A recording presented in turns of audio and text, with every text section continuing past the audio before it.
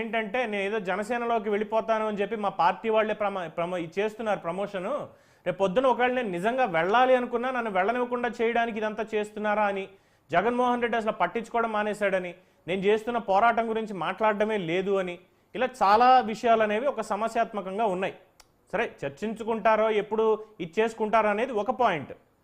ముందు పార్టీ సంక్షోభంలో ఉన్నప్పుడు పటిష్టం చేసుకోవాలి అనేటువంటిది ప్రాథమిక సూత్రం. అది పక్కన పెట్టి తర్వాత ఇంకొకటి ఒక్క నిమిషం వినండి. షర్మిల గారు ఇటీవల వ్యాఖ్యానం చేశారు, చాలాసార్లు చేశారు. ఏంటంటే జగన్మోహన్ రెడ్డి గారు మాట్లాడిన ప్రతిసారి బయటకు వచ్చి నేను ఎప్పుడూ చూడలేదు, సొంత చెల్లండి, నేనో మీరో అమర్ గారో వాళ్ళ కుటుంబం కాదు, మనం వాళ్ళకి స్నేహితులం కాదు, దగ్గర నుంచి చూసి ఉండం, వాళ్ళ పర్సనల్ ఏంటి అనేది మనకు తెలియదు. మనం ఏమైనా మాట్లాడితే గాలి కబుర్లు అనుకోవచ్చు. జగన్మోహన్ రెడ్డి మనస్థితి మీద, అంటే ఆయన మాట్లాడేటువంటి తీరు చూస్తుంటే ఆయన మెంటల్ కండిషన్ మీద నాకు అనుమానాలుగా ఉన్నాయి, ఒకసారి పరీక్షించుకోవాలని చెప్పి ఆవిడ చెప్పారు. దాని గురించి ఫ్రీక్వెంట్గా ఈ లండన్ వెళ్ళడం అనేది ఏమన్నా ఒక కారణమా అన్నటువంటి ప్రశ్న కూడా సోషల్ మీడియాలో ఎక్కువగా వినిపిస్తోంది. షర్మిల గారి ఉద్దేశం ట్రీట్మెంట్ కోసం వెళ్తున్నారని షర్మిల గారే అన్నారు. కేవలం ఫ్యామిలీ వాళ్ళతో గడిపేదానికి వెళ్తున్నాడు. ఈ 5 ఏళ్ళు ముఖ్యమంత్రి హోదాలో ఉండి ప్రతి ఒక్క సమస్యలకు దూరంగా ఉన్నాడు. వ్యాపారాలు దూరంగా ఉన్నాయి, కుటుంబ సభ్యులు కలవడం లేదు. ఇవన్నీ ప్రతి ఒక్కటి పర్సనల్ గా ఉండేవి కూడా మీడియాకి చెప్పాల్సినంత అవసరం లేదనుకుంటా. ఇంకపోతే పార్టీ అంటే ప్రతి ఒక్క పార్టీలో సంక్షోభాలు ఉంటాయి. ప్రజలకు చెప్పాల్సింది ఒకటే పాయింట్ అన్న, లండన్ కి ఎందుకు వెళ్తున్నారు అనేది మీరు ఏదైనా చెప్పండి. 5 ఏళ్ల పాటు పాస్పోర్ట్ అడగాల్సిన అవసరం ఏమొచ్చింది? అదొకటే. 1 ఇయర్ పాటు దానికే ఇంతకుముందు క్లారిటీ ఇచ్చా. అంటే అమర్ గారు ఎమర్జెన్సీ అన్నారు. ప్రతిసారి ఎమర్జెన్సీ అంటే ఏంటి?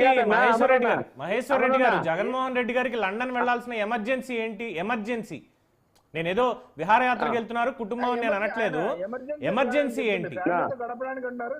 ఫ్యామిలీతో గడపడం అనేది ఎమర్జెన్సీ సబ్జెక్ట్ కాదు. ఇక్కడ ఫ్యామిలీతో గడిపేది కాదు. ఇప్పుడు ఫ్యామిలీతో గడిపేది అనేది పక్కన పెట్టండి. ఆయనకున్న వర్క్స్ పర్సనల్ ఎన్నో పెండింగ్ ఉంటాయి. ఈ 5 ఏళ్ళు ఆయన దానికి దూరంగా ఉన్నాడు. ఇప్పుడు ఈ వరదలు రాకుంటే ఈ పాటికి వెళ్ళిపోయింది వాడు పర్మిషన్ తీసుకొని. ప్రతి ఒక్కసారి అమర్ గారు ఒక్క నిమిషం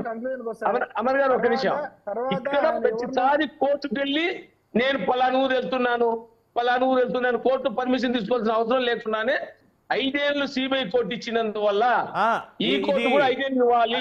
ఈశ్వర్ రెడ్డి గారు ఇక్కడ మేమే వచ్చేది మేమే మళ్ళా 2029లో. సర్లేండి, అది ఇంకా ఉంది. 4 సంవత్సరాలు 9 నెలల టైం ఉంది. మీకే తెలుసు ఏ విధంగా గెలిచారు, మహేశ్వర్ రెడ్డి గారు ఏ విధంగా గెలిచారు. ఇవన్నీ నేను మాట్లాడకూడదు. క్రాస్ కావద్దు. వన్ బై వన్ ఇద్దరికి టైం ఇస్తున్నాను. మోడీతో కలుస్తారు, మోడీతో విడిపోతారు, రాహుల్ గాంధీతో కలుస్తారు, విడిపోతారు. మీరు అక్కడ రేవంత్తో సంబంధాలు అంటే మరి గత 5 ఏళ్ళు కేసీఆర్ తోటి మీరు ఉన్నారని ఒప్పుకుంటున్నారా? మీకు రాజధాని అంటారు. ఏ విధంగా చెప్పు అమర్ గారు? గత 5 ఏళ్ళు మీరు అమరావతి కట్టండి. ఇంకా 5 ఏళ్ళు కాదు, ఇంకా 50 ఏళ్ళకి మీరు అమరావతి కట్టండి. నేను ఛాలెంజ్ చేస్తాను. మీరు అమరావతి కట్టండి. అక్కడ ఒక బిల్డింగ్ కట్టాలంటే ప్రభుత్వం మహేశ్వర్ రెడ్డి గారు అసలు లాజిక్ ఉందా మాట్లాడేదానికి? మీకు చూద్దాం మీరు ఏం చేస్తారో. కాదు ఏమైనా లాజిక్ ఉందండి అసలు? దౌర్జన్యాలు, వైఎస్ఆర్సీపీలో దాడులు, చంపడాలు తప్ప మీరు చేసిన ఈ 3 నెలలు ఏ జీరో. అన్ని మహేశ్వర్ రెడ్డి గారు ఒక్క నిమిషం. మహేశ్వర్ రెడ్డి గారు ఒక్క నిమిషం ఆగండి. అమర్ గారు సార్, మహేశ్వర్ రెడ్డి గారు ప్లీజ్ హోల్డ్.